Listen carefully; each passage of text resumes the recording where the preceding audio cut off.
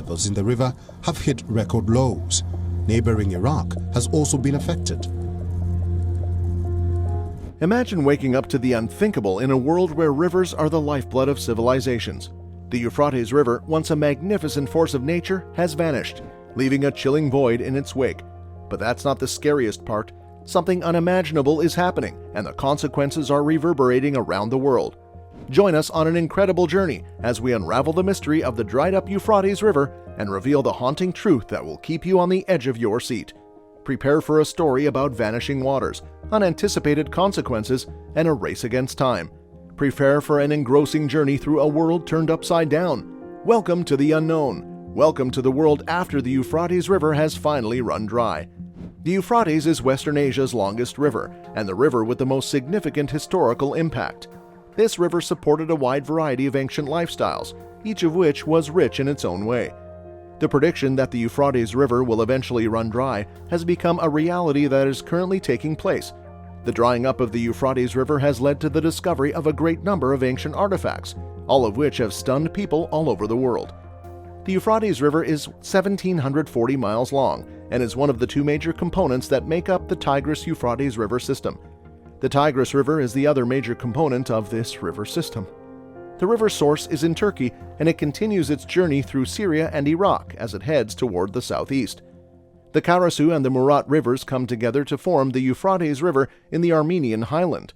The Euphrates River then travels through the Taurus Mountains on its way to the Syrian plateau. After that, it travels through the middle and western parts of Iraq before it finally meets up with the Tigris River and becomes the Shatt al-Arab on its way to the Persian Gulf. Ancient times saw intensive irrigation of its valley, which resulted in the development of a large number of cities along its banks, some of which are still standing today. Together with the Tigris, it designates an area that has been historically referred to as Mesopotamia. The two rivers mark the beginning of civilized life. Both canonical and non-canonical writings make use of the Euphrates River for geographical and metaphorical purposes. One of the two primary rivers that flowed through ancient Mesopotamia's Fertile Crescent was the Euphrates River, which flows through modern-day Iraq before continuing on into Syria and Turkey. It is first mentioned in the Bible, where it is identified as one of the four rivers that emerged from the Garden of Eden. The Hebrew Bible, non-canonical literature, and the Christian Testament all make subsequent references to the river. In the Hebrew Bible, the Euphrates River is frequently cited as a geographical marker that serves to differentiate between those who belong and those who do not. For instance, in Genesis 15:18, God makes a covenantal promise of land to Abraham, and he specifies that the Euphrates River will serve as the land's eastern boundary. This description of the land's eastern boundary is used again in subsequent instances. The Euphrates River not only serves as the border that was promised, but it also serves as the actual geopolitical boundary of Solomon's dominion. Jacob takes his new family across the Euphrates River to meet his biological parents and brother so that they can rejoin their tribe and escape Jacob's uncle. After the Babylonian exile, the Euphrates is used as a literary border to represent the exiles' isolation from their country. This is because the Euphrates divides Babylon and Assyria. In some of the biblical writings, the Euphrates is referred to as the river instead of its full name. In addition to its function as a physical boundary, the Euphrates is often used as a metaphor in the writings of ancient civilizations. This does not happen once in a blue moon. Geographers such as Edward Soya highlight the fact that geography is not a neutral or objective category. Rather, it represents the goals and points of view of the people who produce it, be they modern or ancient. There is a passage in the Bible that refers to 4 fallen angels once the Euphrates has dried up, so many Christians are keeping a close eye on the river even though it is almost completely dry. This passage is associated with the Euphrates because of the river. According to Revelation 16:12, then the sixth angel poured out his bowl on the great Euphrates River, and as a result the river dried up, allowing the kings from the east to march their armies freely toward the west.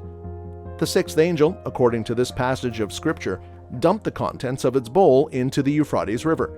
The contents of the bowl were responsible for the river becoming completely dry. The majority of the water on Earth is either rendered unusable or polluted as a result of earlier bowl judgments. This decision is not about eliminating the use of this water or contaminating it in any way. It seems more likely that this has to do with dismantling a defensive barrier to make room for kings who have invaded from the east. The Bible refers to the mighty river on 5 separate occasions, each time referring to the Euphrates. It denoted the beginning of Israel's eastern frontier as an inheritance. Israel was protected to some degree by the river due to how difficult it was to cross, and a wilderness to the west of Israel's territory separated it from Canaan, also known as the Promised Land. It travels more than 3,000 kilometers toward Palestine before making a sharp turn to the southeast and entering the Persian Gulf. At the time that Revelation was written in the 1st century, the Euphrates River divided east from west, and to the east of it, China and India were the centers of their respective kingdoms.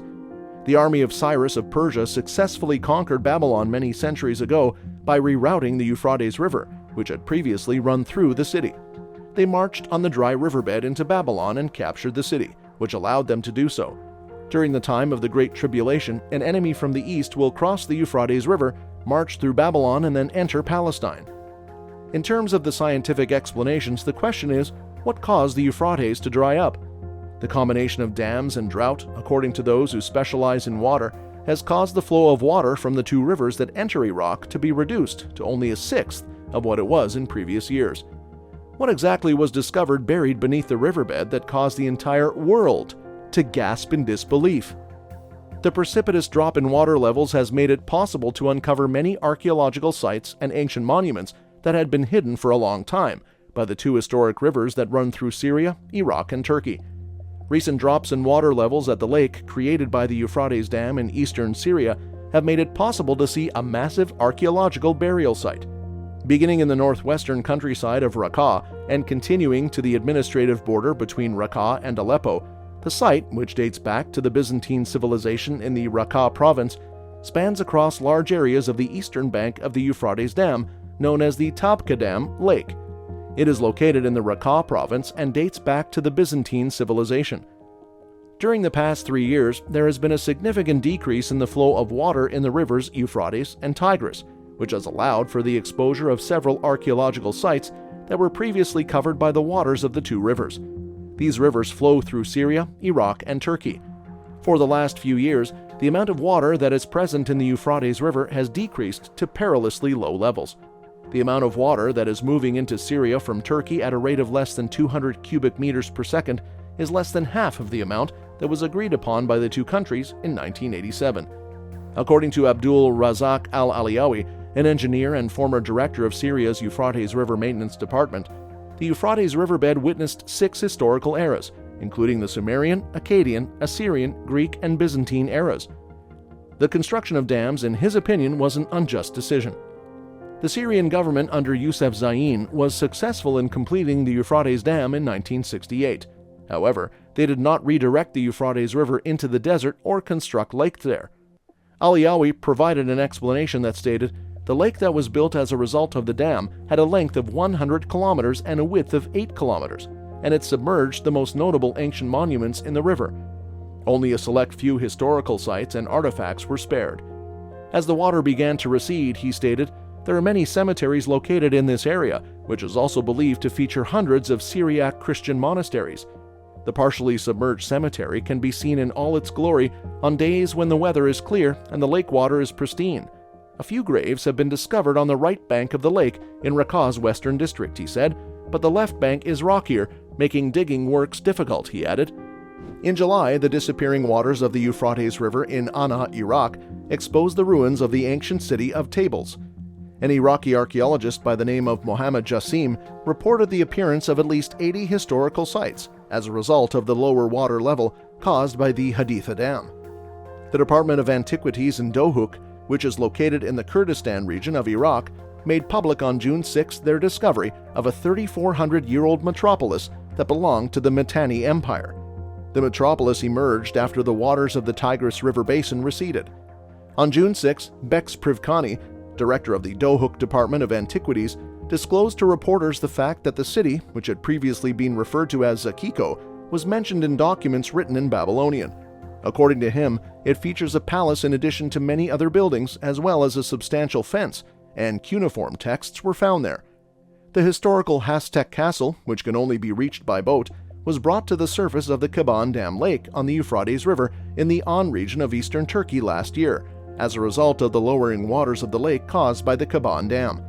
It is believed that the castle was a pre-Christian temple, as stated by Korkmaz San, the dean of the history department at Euphrates University in Turkey. In a statement that he issued to the press at the time, he explained that the castle is carved into the rocks on 3 different levels and that there are Greek inscriptions on the interior walls. The receding waterbed of the Euphrates River and the finding of archaeological sites is not new, said Saad Fanza, who worked for nearly 30 years at the National Museum of Damascus as the director of the Photographic Archive and the Documentary Archive of Syrian Antiquities. Fanza also worked at the National Museum of Damascus as the director of the Documentary Archive of Syrian Antiquities. When the water level in the dam lake dropped in the 1980s, locations that were similar to them reappeared.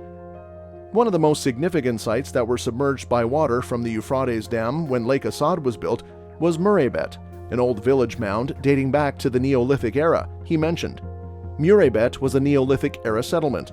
This discovery shed light not only on the agricultural prosperity of the region, but also on the deification of women during this time. The Tigris River flows from Turkey into Iraq, while the Euphrates River runs through Syria and Iraq, continued Fanza. The Euphrates River is the larger of the two. Archaeological sites that were previously submerged in these countries will continue to resurface as a result of the global drought.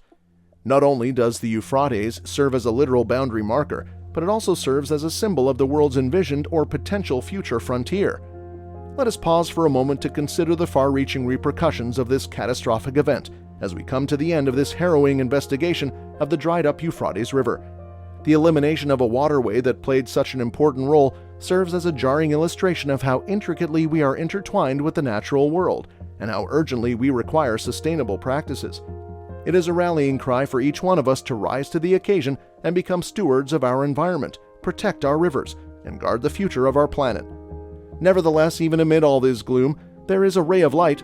It depends on whether or not we can work together to implement responsible strategies for water management and combat the effects of climate change. If we take these steps, we will be able to restart the flow of waters that are essential to life, which will help the Euphrates River and other rivers around the world have a more promising future. Leave your thoughts in the comments below and tell us what you think about the Euphrates River. Do you think God has anything to do with the drying up of the river, or it's just us humans? Thank you for watching. We are looking forward to catching up with you in the next video.